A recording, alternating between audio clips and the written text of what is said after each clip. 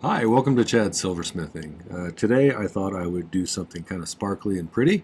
I picked out sort of an abstract shaped stone. It's actually got 6 sides, but they're all different lengths. And so it's kind of I don't know what you'd call it, almost a triangle with flattened sides. But it's kind of an unusual shape, so I think it'll be fun to try and make a setting for it. And that's what we're going to do today. So as I've mentioned in the past video or two, I'm changing my format a little. I'll be thanking people at the end of the video because YouTube's telling me to get to the point more quickly so people stick around longer. But at the end, I'll add some thanks for some people. So, all right, well, let's get started on this. So this is one of my design idea sketchbooks that are available on my merch store. This particular one has some temperature information about various types of solder. And some of the other ones have conversion charts or things about sizing rings, stuff like that. What I really like about these is the dot matrix in the background because it allows me to draw a little bit more symmetrical pictures since that is not my strongest suit. It's really been nice to have a record of all of the projects I've been doing since I started the YouTube channel. That way, if I need to go back and revisit one for some reason, if someone wants me to make something similar, I don't have to reinvent the wheel each time. So it's kind of nice for that. So get yourself one or two of those or some other merch. This is what I had in mind for today. I picked out this Prasiolite, and if you're unfamiliar with Prasiolite, it is amethyst that has been heat treated, and it generally turns it a pale kind of greenish color, which I sort of like. It's probably easier to see on the paper. But the reason I picked this one is because it's an unusual shape. It's a asymmetrical kind of flat-ended triangle, sort of, or a hexagon that's asymmetric, since it's got 6 sides technically. So I thought it'd be fun to create a prong setting from scratch for that, and maybe just make kind of a cocktail-y ring, something not too complicated. I went ahead and made the central band here, and then what we're going to do is we use another piece of the same stuff, which is flattened 10 gauge square. Starts out at 2.6 millimeters, I think it is. And I flattened it in the rolling mill until it was, let's see how big it is. I flattened it to a little bit over a millimeter, 1.1 millimeters roughly. And so we'll wrap another one of these around there and have it just kind of project themselves off of the sides, and it'll be soldered around the rest of the way around the band. And then we'll create a prong setting for this top part, and I think I'm going to put 6 prongs on it, one on either side of the narrower sides.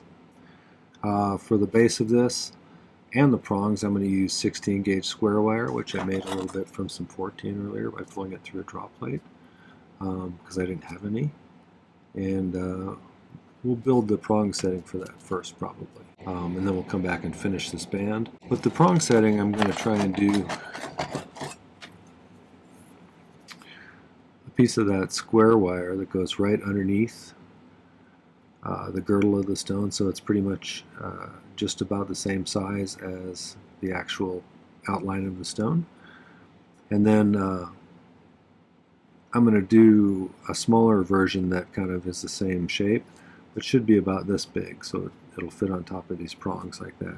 And then we'll add 6 prongs in the places where I need them to be in order to hold the stone in place. And we'll solder it all together, or we'll attempt to. I think this method could be modified to do all sorts of different shapes. It certainly wouldn't have to be an abstract shape. You could do a circle or an oval this way as well. But yeah, let's get started on this. So 16 gauge square is 1.3 millimeters, and I think we'll just need this stuff and the square, if I'm thinking correctly. So let's do this.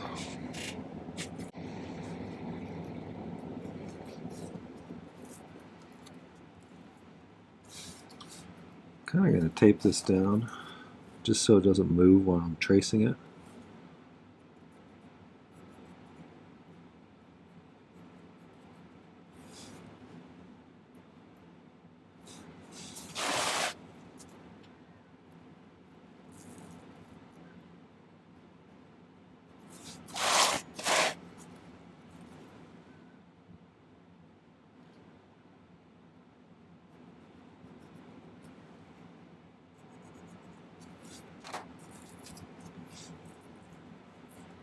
You can use that kind of as a guide to get the shape about right.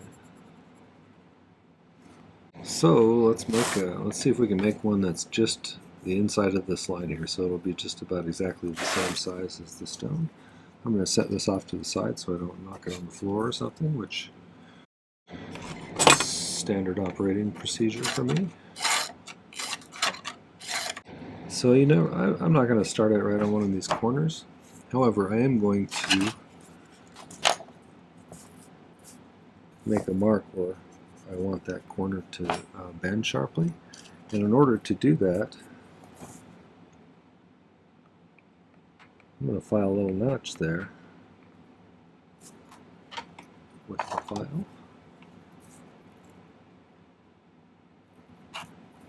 So I can bend it a little more sharply there.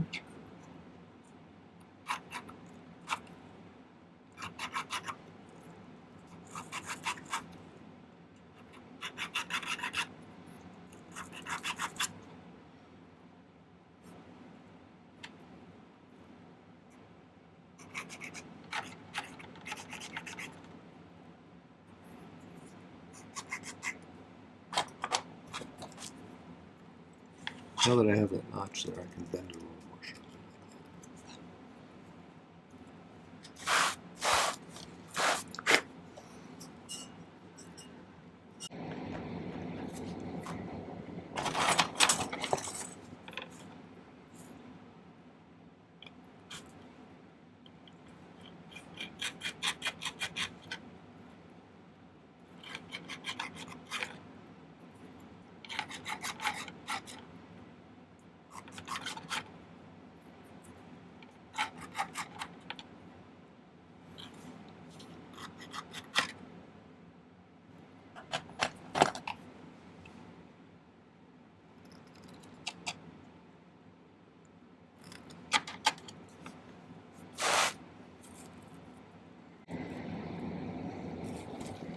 It's not looking too bad so far.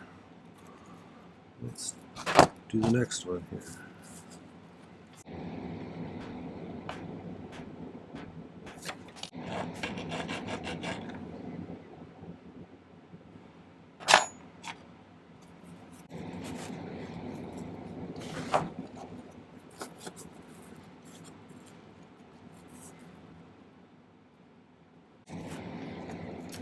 Cut this off a bit shorter because I know I'm not going to need too much more. That way I don't have this big end flopping around over there, getting in the way of everything.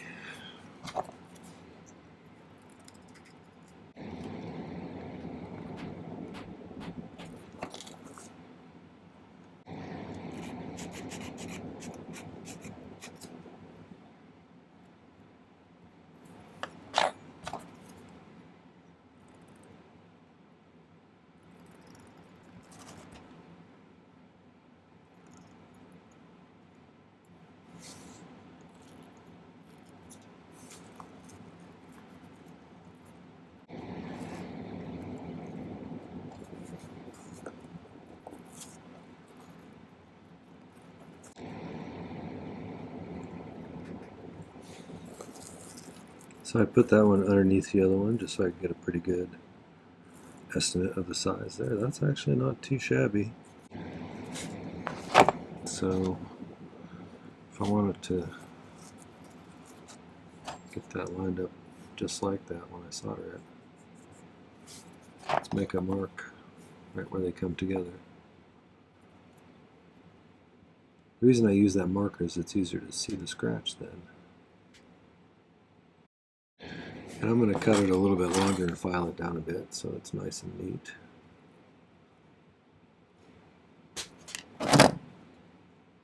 Let's open that a bit.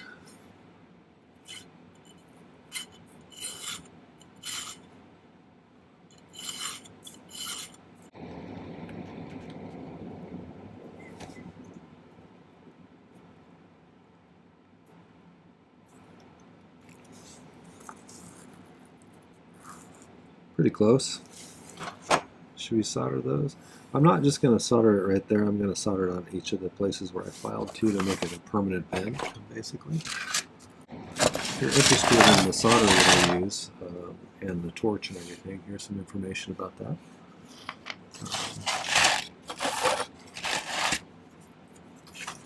Set that to the side for a minute.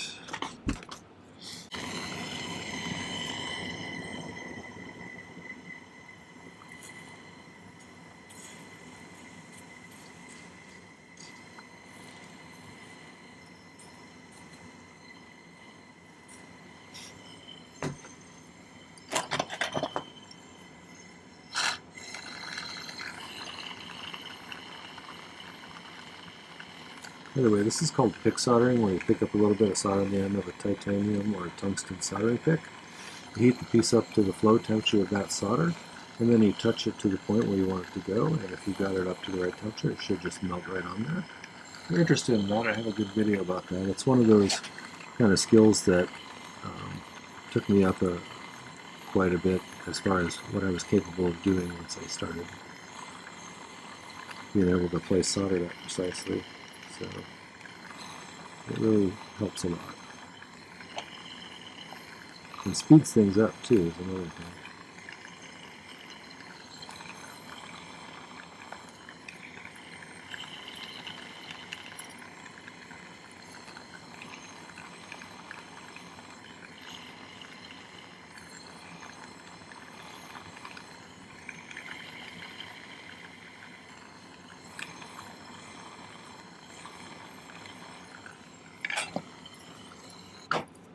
So let's get that filed flat and everything, and then we'll do a little refining with the file. And then we'll do the lower ring. So.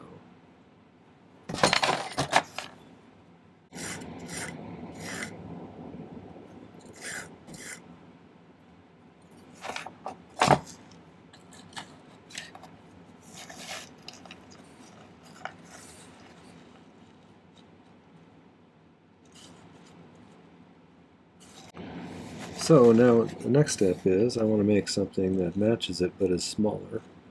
And so I might make it just an actual triangle instead that fits in there. Let's see how that works.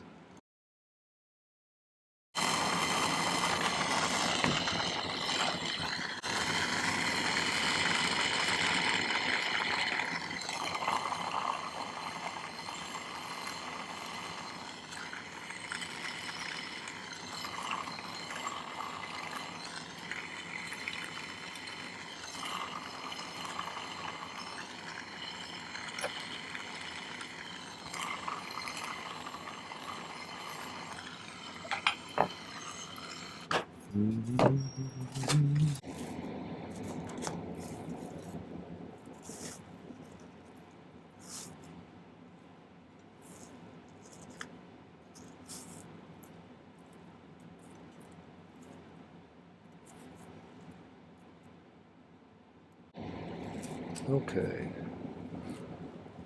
so I think I'm going to put some black on the top of each of these so I don't make a mistake. That wouldn't be the first time. I did it just the other day, actually, when I soldered something upside down. But I think, let's just do this all the way around.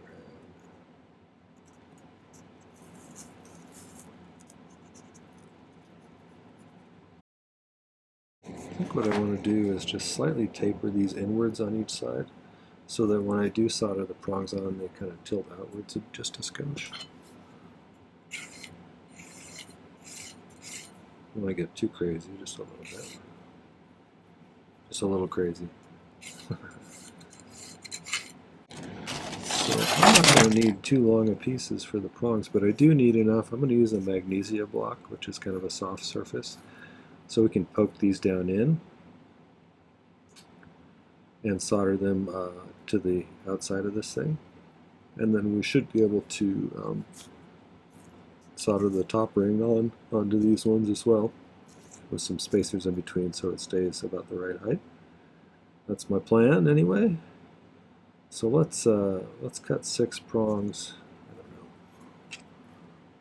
Make them about.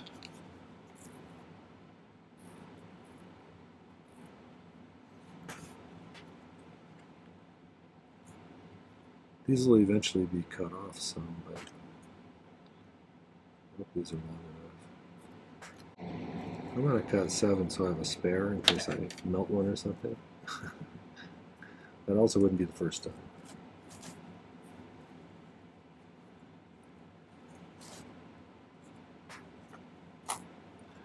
Alright, I'll set one of these off to the side as a backup.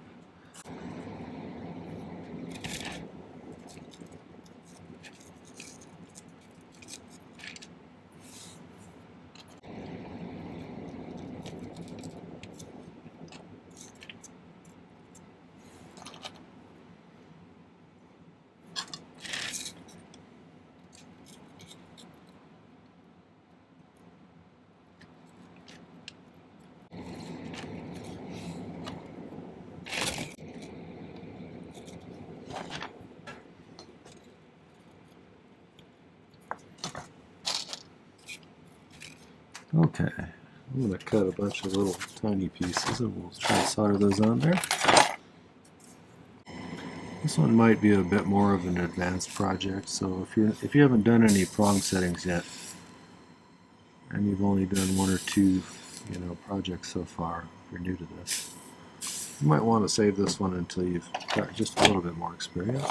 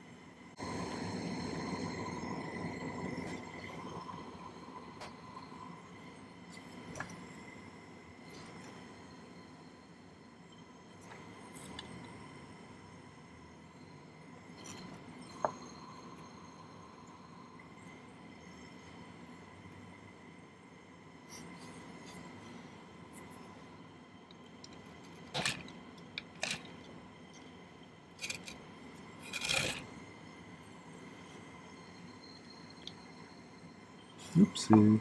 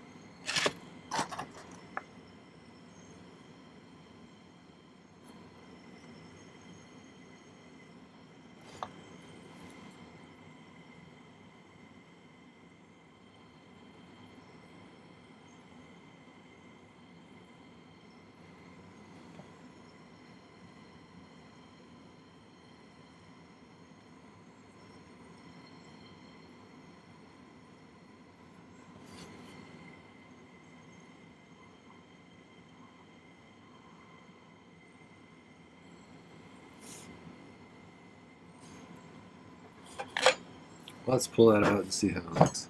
It looks pretty cattywampus at this stage. So this is going to have to twist outwards quite a bit more in order to get it close together. So I'm going to snip off these bottom pieces.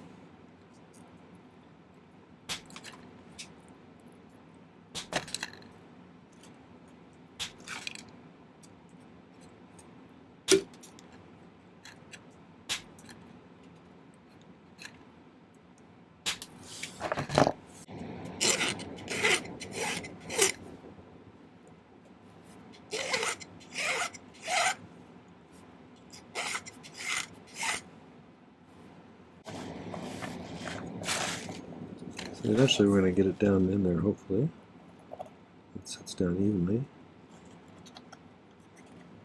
I think they have to spread them open a little further evenly.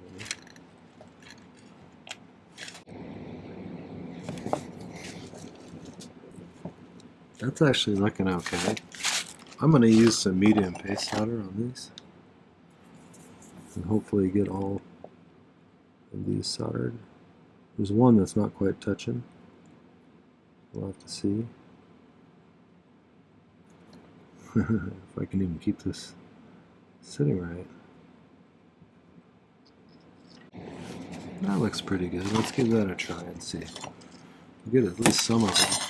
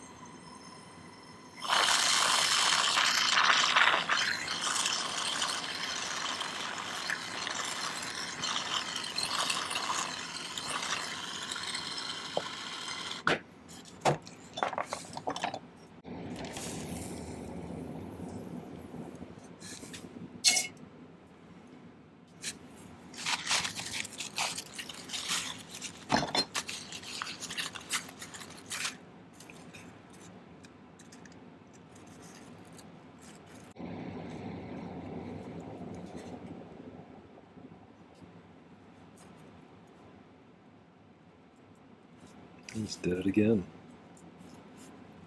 Did it upside down.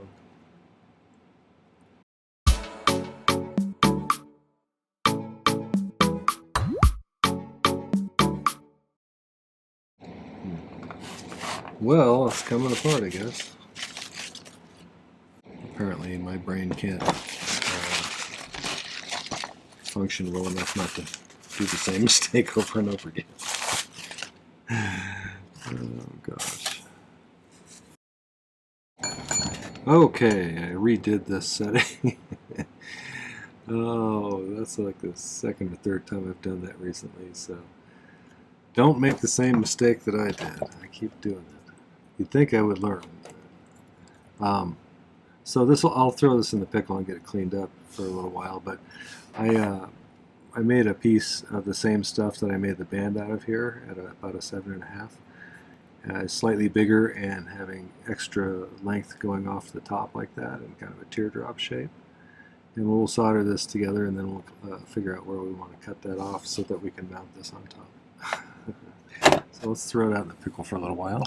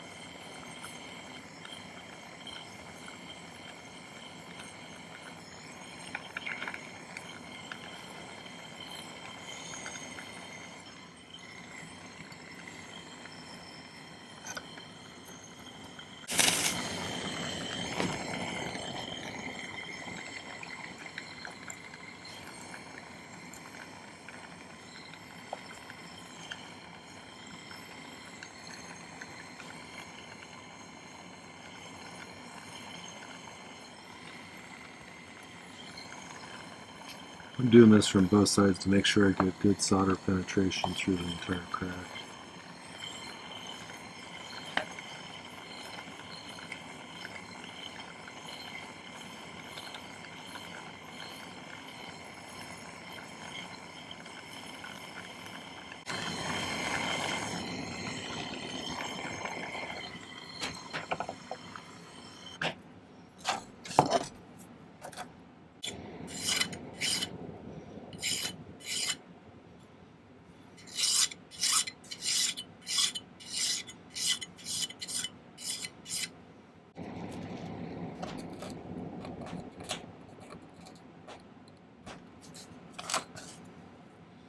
Cut it off and file it about there, and then we'll see how it looks. I'll just take a little more off if we need to.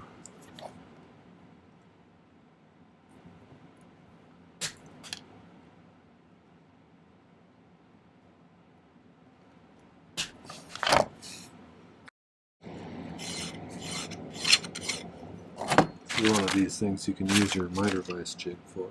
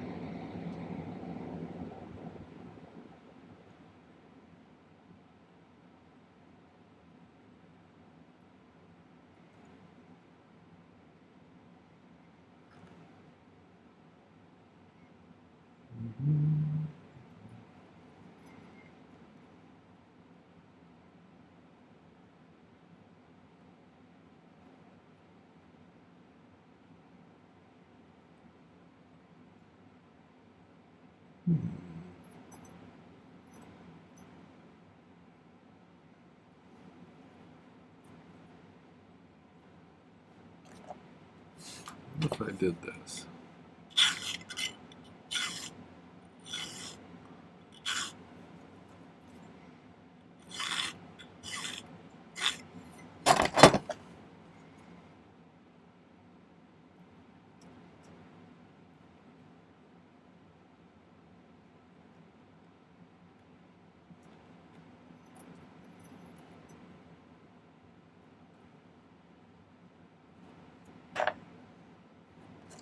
I'm going to do some custom shaping. I'm going to try and get it to where it wraps around this prong here on the one side, so we can kind of mount it like this. Down in there, I think. Okay, I did a little strategic shaping, so this one would mount on that prong there. And I think I'm going to use some easy solder now to solder this in.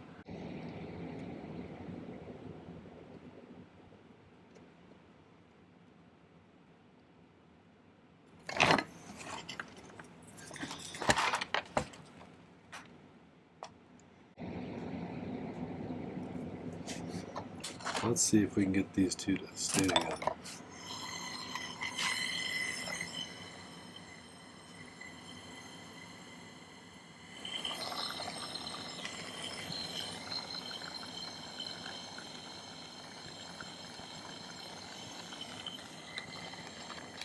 The thing about using a third hand is it soaks up a lot of heat, because it's all solid metal.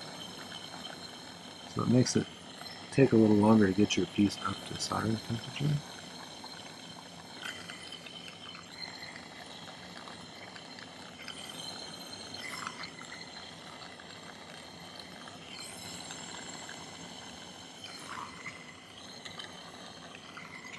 Let's see how that looks.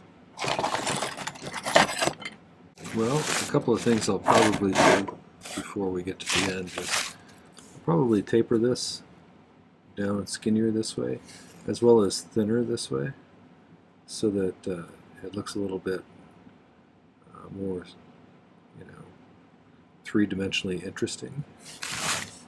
So I'll work on that for a little while and let it pickle. And I may set this in the morning because my back is kind of hurting me and I need to feed my wife pretty soon. So I'll be back.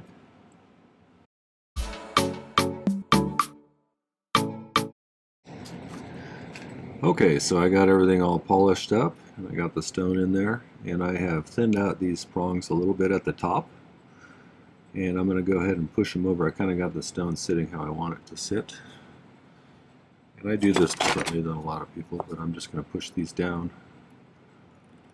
over those girdle facets.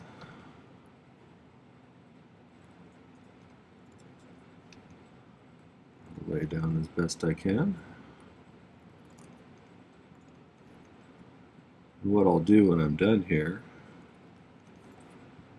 is I will use my rotary tool to narrow these down a little bit and cut them off. Well, actually, let's cut them off right now. Usually cut them off about halfway up the girdle facets. So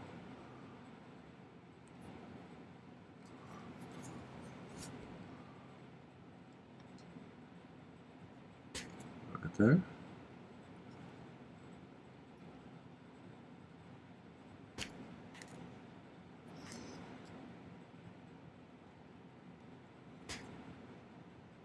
Alright, so I'm going to go ahead and use my rotary tool to finish these off. I'll use an abrasive white wheel, a knife edge one, to narrow these down very carefully. And then I'll use a blue polishing silicone wheel to smooth them out. And then we'll polish it up a little bit more and then clean it up and get some pictures. So, I didn't mount the stone exactly the same, but I think I like it. So, I also will be getting some polishing compound out of the nooks and crannies here before I take pictures. Alright, well, I'll get that finished up and I'll take some better pictures. So I think that one turned out kind of pretty. I like it. Someone will like that a lot. It's very glassy looking, which I like in a stone. It's kind of like really catches the light. Alright, well, thanks for watching. Okay, well, that was the abstract faceted stone prong setting. I hope you enjoyed that video, and if you did, would you make sure to hit the like button before you go? That really helps to get my channel promoted, and I do appreciate that. I would also love it if you would go to my main channel page and check out some of the other content that I have there. I do 3 videos per week, and I've been doing it for about 4 years, so there's a whole bunch of content there. Some of it actually pretty good, so check it out. I'm almost positive you'll find something else useful or enjoyable. And then make sure to subscribe to my channel. I'd love to have you as a subscriber. I wanted to thank some groups of people. My patrons over on Patreon are my core group of supporters, and they have created this lovely environment over there where we can share ideas and show each other what we're working on and stuff. So I'd like to welcome a few new people. I have 4 new patrons this week. Billy, Mark W., Stacy C., and Paula G. Thank you all for signing up. I do so appreciate your support, and I hope that you'll spend some time getting to know some of the other people over there and becoming part of that community. So thanks for that. And thank you to my previous patrons for making it that way. The other group are my YouTube subscribers. We just passed 26,600, I believe was what I saw last. That's amazing. Thank you for that. Thank you so much for the nice comments and the constructive criticism, the ideas for videos, the sharing how you do things. All of that stuff is super valuable to me, and I do appreciate it a lot. I also appreciate your contributions, the Buy Me a Coffees, the super thanks, people who buy my merch or my ebooks. In fact, I wanted to especially thank Amanda. She signed up for $25 a month on my Buy Me a Coffee thing. That's really super generous. Thank you, Amanda. I appreciate that. But without those kind of contributions, my channel would probably be unsustainable because of the time that I have to put into it. So thank you so much for all of that support. And don't forget to hit the video description down below. There's some information about this video, as well as some links to some of those things I talked about, my Patreon. There's a link to my newest ebook, which is a guide to all of the video tutorials I did in 2025. It's a great way to have a whole bunch of projects right at your fingertips and a really nice way to support my channel. So thank you if you decide to get that. Finally, there's a link to my merch store if you want to get yourself one of those nice design idea sketchbooks. I find those really handy and useful for keeping track of my projects. Or get yourself some other merch. There's lots of cool stuff over there. So, well, thanks again for watching today. Take care. Happy silversmithing.